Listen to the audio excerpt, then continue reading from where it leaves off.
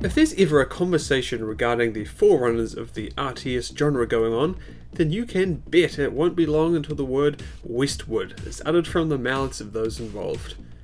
Founded in 1985, it wouldn't be a stretch to say that they played a pivotal role in shaping the RTS landscape as we know it today.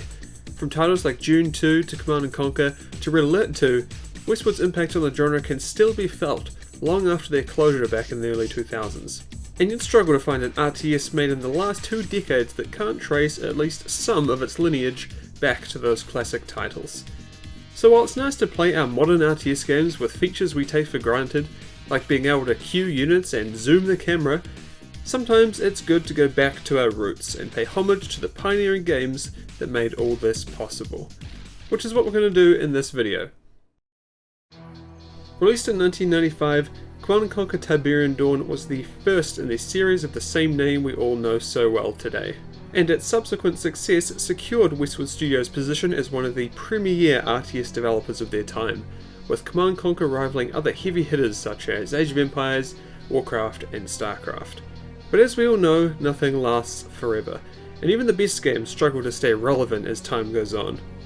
Command & Conquer Tiberian Dawn is now an astounding 24 years old, ancient in the realm of video games. Can a game as old as I am still be worth playing, or is it best left in the history books as an important but now irrelevant piece of gaming history? Let's see, shall we? Booting up Tiberian Dawn, you'd be forgiven in feeling like you're taking a trip to the museum rather than playing a video game. While 2D RTS games have historically aged better than their 3D counterparts, when you're talking about something this old, there's really no getting around it. Game options are limited, menus are bare bones, and you could count the number of pixels on the screen with one hand. Jokes aside, let's try and look past its age for now and just talk about the presentation. Unlike the game's descendants, Tiberian Dawn's setting is mostly based in non-fiction, without nearly as many sci-fi elements, except for some special units and the green crystals themselves, Tiberium. While Tiberium is the catalyst to the narrative and of course used as a resource here, it plays a less significant role than it does in future titles. The setting is an alternate history take on the then modern day, and it features units and elements you'd expect to see in any game set around that time period, like Humvees and regular old foot soldiers, so don't expect anything like the Nod Avatar or maybe a GDI Mastodon Walker to show up. One thing that is familiar to later titles are of course the factions, the Global Defense Initiative and the Brotherhood of Nod, and as expected, they're at each other's throats. A meteorite has crashed near Italy's Tiber River and has brought an alien substance along with it, which becomes the spark to light the fires of war between the two groups. And while I won't spoil it, as some of you who have never played it may want to go back and experience it fresh for yourself, the story is actually pretty good, especially for its age. While there's not a ton of setup before you're thrown into the action, the inventive FMV cutscenes do a great job in setting and maintaining the tone throughout the game. And this also is of course Joseph Kuka's first appearance as Kane, which, as a fan of his performances throughout the years in the role, is really cool to see. After you've selected a faction to play and watched the introduction to the first mission, you're right into the thick of it. And the graphics are, well, to say they're lacking by modern standards would be a bit of a hilarious understatement. Honestly, I don't feel like spending much time talking about the game's graphical fidelity here. It's very clearly super dated, but that's not a surprise to anyone watching this video. They are as you'd expect from a game that came out in 1995. There's not much detail, some things can be hard to see and read on high resolution monitors, and the colour palette is fairly limited. But as someone watching this video, you probably knew all that already. There's no surprises, so let's just move on to something that was a shock to me, the soundtrack. It's really freaking good. In all honesty, I shouldn't be surprised. It's done by the legend himself, Frank Lopacki, and as someone who adores the score to Tiberian Sun, I wouldn't expect anything less. It holds up very well even today, and despite the actual fidelity of the audio being a bit lacking, I quickly forgot about all that and I was happily tapping my toes to the beat in seconds. You can even change what song's currently playing in-game through a menu. Really good idea.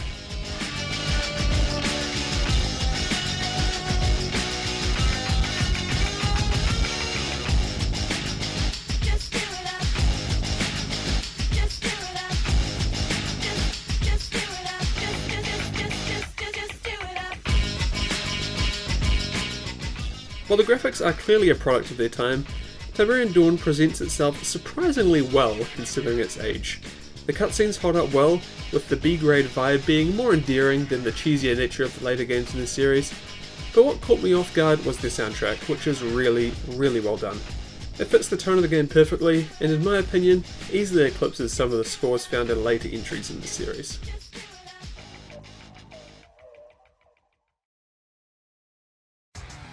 Despite being nearly a quarter century old, Tiberian Dawn is surprisingly familiar on how it plays. While it may lack a lot of systems, mechanics, and other niceties we've grown accustomed to over the last 2 and a bit decades, what is here functions pretty much exactly how you'd expect it to. One thing the base game is sorely missing though is its variety in modes. Starting off, you have the previously mentioned story campaigns, of which there's one for each faction, and you can play in whatever order you see fit. There's also multiplayer, which can be played with other people, but unfortunately there's no AI or skirmish matches to speak of. The gameplay is essentially the same across both modes, and it'll be familiar to anyone who's played a CNC game before, unless you've only played Command & Conquer 4, and if that's the case, I'm so sorry. You've got your mobile command vehicle, your refineries, harvesters, power plants, etc. The main differentiator between the modes is what's available in the campaign missions, as a lot of things start out unavailable and will be unlocked later in the game. Multiplayer also has a couple of unique units like the Chem Warrior, which aren't available in the campaign. Lastly, there was an extra mode added in the game's expansion, the Covert Operations, which saw a list of 15 new kind of one-shot single-player missions added, which are split between Nod and GDI. It's not really a campaign though, since they can be done in any order you want, and they aren't accompanied by any cutscenes or solid story elements. Oh, and I guess there was the dinosaur level too. I've been receiving strange reports of odd animal behavior. I want you to take some of your troops in and report your findings. That's definitely canon. While the overall gameplay is, like I said, surprisingly familiar to newer Command & Conquer games, as you're gathering Tiberium, building buildings, making armies, and fighting your enemy, Tiberian Dawn does lack some pretty key mechanics that we've all gotten used to by now. You can't stack the training of units, you can't queue commands, the camera doesn't zoom, there's no sort of unit or building upgrades, as far as I can tell there's no way to heal or repair units or vehicles, and there's no tooltips or information options to let you know what a particular unit does, or what a particular building will unlock. I could go on, but I'll stop there. To be clear, I'm not docking points here obviously, as all of these things I've just mentioned are advancements made in later games. It's just worth mentioning if you're looking to play it today. All things considered though, Tiberian Dawn plays very well considering its age. And if you've played a CNC game before, you'll probably feel quite at home. If anything, it actually felt refreshingly simple. I didn't have to figure out a ton of mechanics or whatnot to get into it, I just started building and started fighting. Though conversely, that also led me to get fairly bored quite quickly, as there's not much depth under the surface when compared to modern titles. So at this point in the video, you might be thinking, okay, this sounds all well and good, but how the heck do I play a 24-year-old game today? And while that's of course a fair question, the answer is not what you might think. Although Tiberian Dawn is easily the oldest RTS I've covered on this channel, it was, very surprisingly, incredibly easy to get running. While it is available on Origin as part of the CNC Ultimate Collection, I'd probably stay away from that one as I found it the hardest to get going smoothly.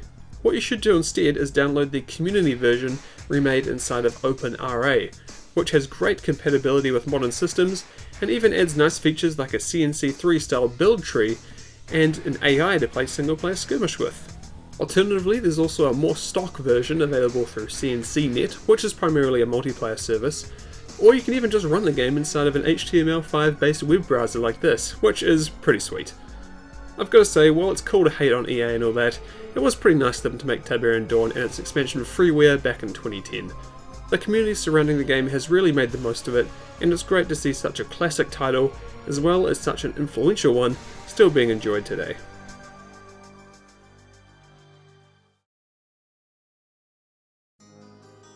Playing Command & Conquer in 2019 is an enlightening experience, and that fact alone may be enough for many of you listening to boot it up and give it a try. It's one of the founding fathers of RTS gaming, and going back to see the humble beginnings of the genre we love really makes you appreciate what you have today. It really shows how much progress the genre has made over the past years. If you are someone just on the hunt for a new RTS to play, however, you should probably keep searching. The minimal game modes, lack of modern creature comforts, and the number of quality of life improvements made over the past 2.5 decades aren't really worth putting up with if you just want to have some fun playing some video games. Though for some, the improvements made in the OpenRA implementation may be enough to alleviate those issues. Alternatively, if you are interested in playing an older CNC game, I'd probably say just to go play Tiberian Sun instead. Or you can just wait until the up-and-coming remaster is released, which hopefully won't be too far away. But if you're a fan of RTS games and you're interested in seeing the heritage of many of the titles you love today, then I would recommend going back and checking this out. Hell, it's pretty easy, just load up the website on Chrome. You'll be in about 10 seconds. You might even be surprised in how familiar it feels. Thanks so much for watching. You can find links to the OpenRA version of Tiberian Dawn, as well as all the others I mentioned, in the description. Under that you'll also see a link to my Twitch channel where I stream 5 days a week, Monday to Friday at 2 PM Pacific, 5 PM Eastern. That's twitch.tv/Zade_95. There's also a link to our community Discord as well as my Twitter. Thanks again so much for watching everyone, and I'll see you all next time.